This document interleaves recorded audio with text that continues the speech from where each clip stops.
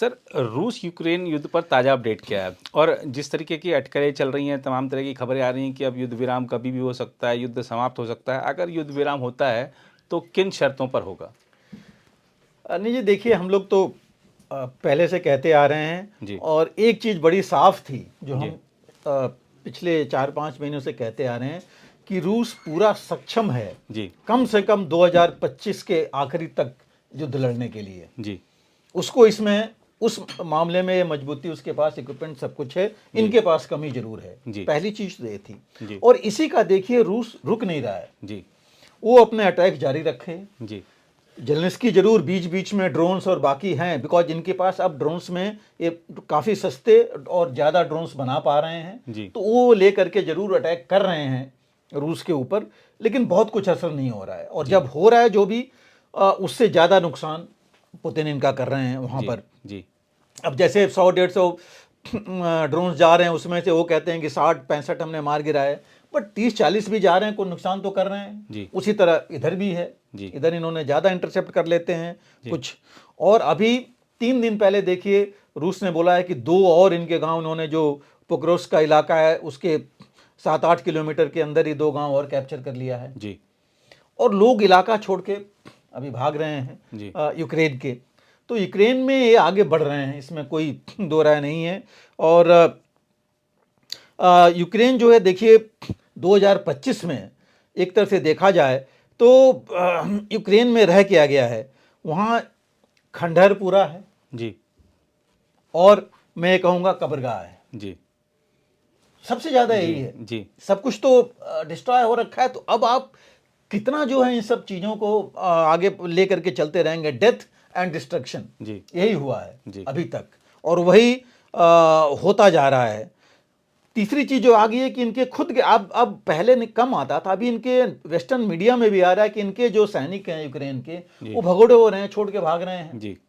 आज की जो न्यूज़ में कल परसों देख रहा था, वेस्टर्न मीडिया की न्यूज़ है, इनफैक्ट न्यूयॉर्क टाइम्स की में भी लिखा है कि 2 लाख जो इनके भगोड़े सैनिक हैं उनके ऊपर यूक्रेन केस चला रहा है जी। डिजर्शन का। जी। तो आप समझ सकते हैं कि कितना बड़ा मैग्नीट्यूड है ये। जी। और ये न्यूज़ अब धीरे धीरे आ रही है। जी। तो मुश्किल तो हालात हैं वहाँ।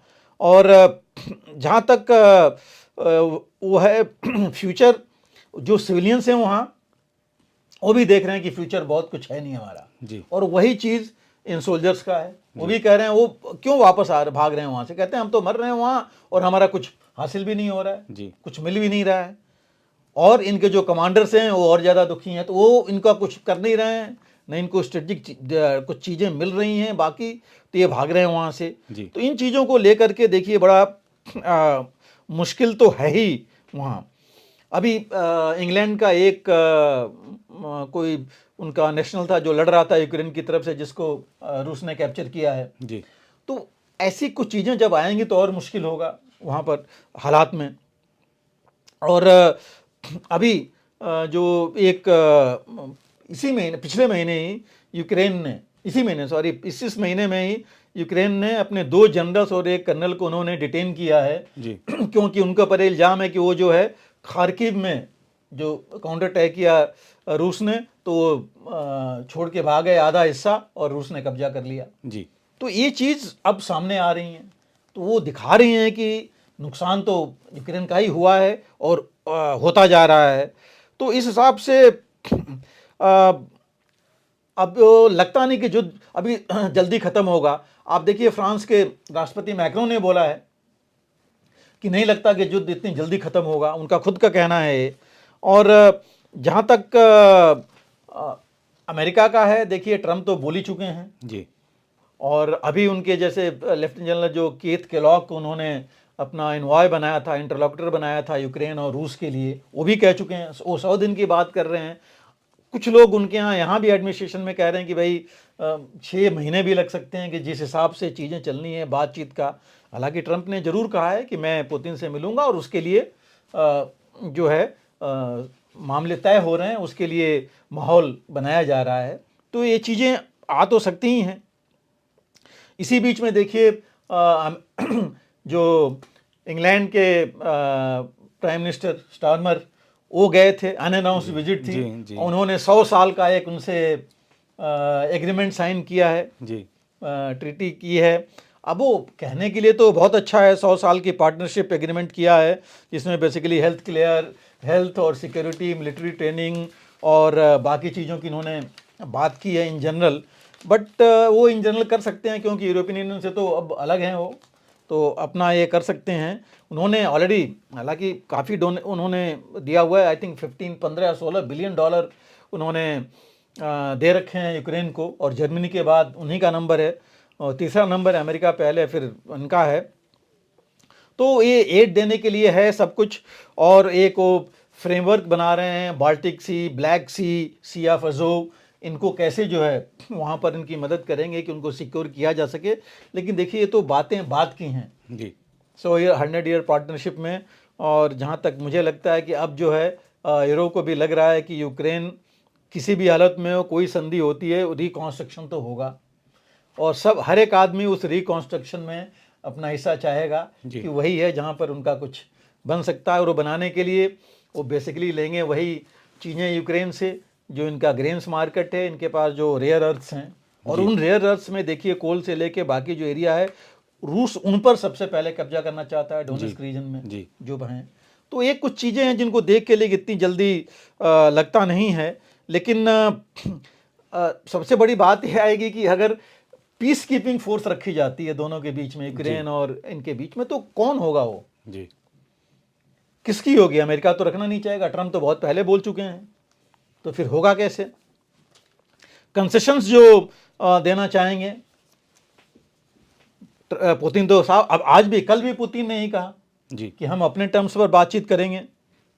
तो ये चीज़ें कैसे होंगी, इतना आसान नहीं है कि जो एक दिन में हो जाएगा।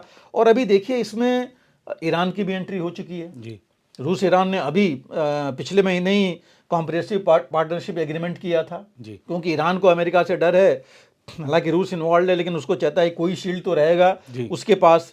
ड्रोन्स आ रहे हैं, शायद ड्रोन्स वहीं से आए हैं, जब अब वो हज़ारों की संख्या में रूस में बन रहे हैं। जी। वहाँ से आने के बाद उसने मिसाइल्स भी दी हैं।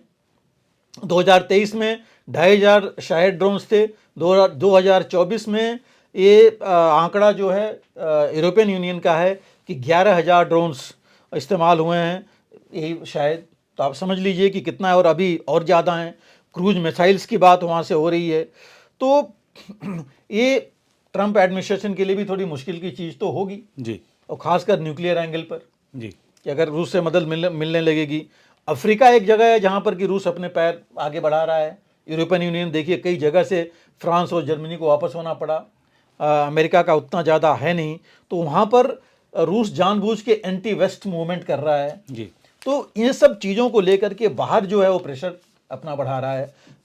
तो उस सबका इफेक्ट जो है यहाँ के पीस डील पर पड़ना है।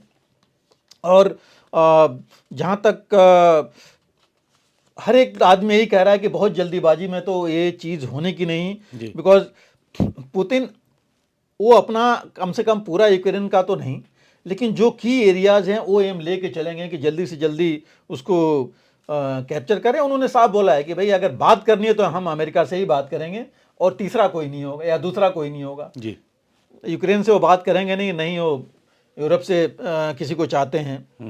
तो और ट्रम्प बोल चुके हैं कि पुतिन को डील करनी चाहिए। जी पुतिन साफ कहते हैं कि हम डील या सीज फायर नहीं करेंगे, हम एक मुश्त जो है पीस की बात करेंगे, लेकिन अपने शर्तों पर। जी तो ये कुछ चीज़ें हैं जो लेके चलेंगे। और देखिए फ्यूचर अगर है तो फ्यूचर जो है इस लड़ाई का ऑब्जेक्टिव पर है कि किसका क्या ऑब्जेक्टिव है, एम क्या है। पुतिन का एम हम जानते हैं, यूक्रेन का एम अब आ गया कि किसी तरह रोकें, जी और अमेरिका का एम, नाटो का एम अब मुझे नहीं लगता कि कुछ एम रह गया है, क्योंकि उनको अब डर ही है कि ज़्यादा आगे बढ़ेगा तो उनको भी नुकसान होगा, डर है उनका। तो ये कुछ चीज़ें हैं वो लेके चल रहे हैं। अब सिचुएशन क्या हो सकती है, यूक्रेन भी कहे कि नहीं ठीक है ये डील हमारे हिसाब से नहीं है, तो हम तो ऐसे ही लड़ते रहेंगे, जी एक ऑप्शन वो आ सकता है। जी। रूस जो है फिर ऐसे ही छोटे छोटे जीतता रहेगा, आगे बढ़ता रहेगा, और इनको हेल्प मिल सकती है यूरोपियन यूनियन से, बट कितना देंगे, कहाँ तक देंगे, वो भी मुश्किल है। मैक्सिमम यूज़ इनको अपने जो लोकल ड्रोन्स और बाकी चीज़ें कुछ मिसाइल्स बना रहे हैं वो करना पड़ेगा। कितना बना सकते हैं, कैसे कर सकते हैं, वो भी मुश्किल है। या ये नाटो और अपने लोगों को बोल सकते हैं कि गुरिल्ला वॉरफेयर करें, रूस के अंदर जा करके जी। कुछ ऐसी चीज़ें करें।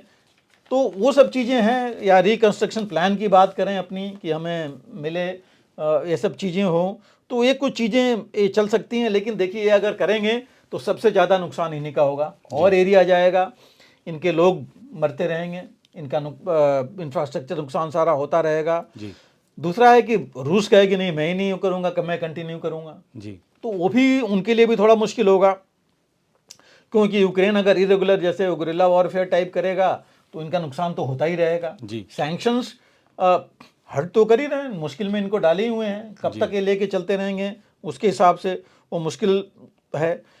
तीसरी चीज़ जो इम्पोर्टेंट हो सकती है कि अगर यूक्रेन ने न्यूक्लियर कैपेबिलिटी ले ली जी और उस चीज़ को बार्गेनिंग स्टूल पर ले आया, जी तब मामला दूसरा हो सकता है। जी तो ये कुछ जो सिनेरियो है, लेकिन इस सिनेरियो अगर हुआ, यूक्रेन न्यूक्लियर पावर हासिल कर गया, जी तो वो जो है बैलेंस ऑफ पावर पूरे रीजन का बदल जाएगा। जी तो लेकिन मुझे लगता है कि पुतिन बात अपने एक एम अचीव करने के बाद, कुछ एरिया जिनको चाहिए उसके बाद जो है वो करेंगे, क्रीमिया अपने पास रखेंगे, डोनेट्स्क रीजन देखिए बहुत इंपॉर्टेंट रीजन है, रेयर अर्थ मिनरल्स पर वो अपने पास रखेंगे, वो उसको छोड़ना नहीं चाहेंगे। निप्रो का इलाका है, चाहे खार्किव का इलाका है, वो इलाका नहीं छोड़ना चाहेंगे। नाटो को नहीं चाहेंगे, न्यूट्रल चाहेंगे यूक्रेन। तो इन सब चीज़ों को लेकर के, और यूरोपियन यूनियन में वो डर दिखाना चाहेंगे अपना जी कि हम आगे भी बढ़ सकते हैं, ये भी कर सकते हैं, तो इस चीज़ों को लेके आगे बढ़ सकते हैं। इसके अलावा जैसे मैंने कहा, उनको अपनी इकॉनमी का भी डर है और अपने लोगों के ऊपर उनको भी दिखाना है, बिकॉज उनके भी देखिए धीरे धीरे रूस का पॉपुलेशन भी त्रस्त हो चुका है, वो नहीं चाहता है कि इस तरह की लड़ाई चलती रहे। जी तो ये चीज़ें हैं जिनको लेकर के उनको भी आना पड़ेगा बातचीत के लिए, और इसका समाधान ढूंढना पड़ेगा। जी बिल्कुल सर। अगर आप भी लेना चाहते हैं देश दुनिया की तमाम जानकारी, तो आज ही सब्सक्राइब करें हमारे चैनल को। साथ ही नीचे दिए बेल आइकन को जरूर दबाएं ताकि हर अपडेट आप तक पहुंच सके।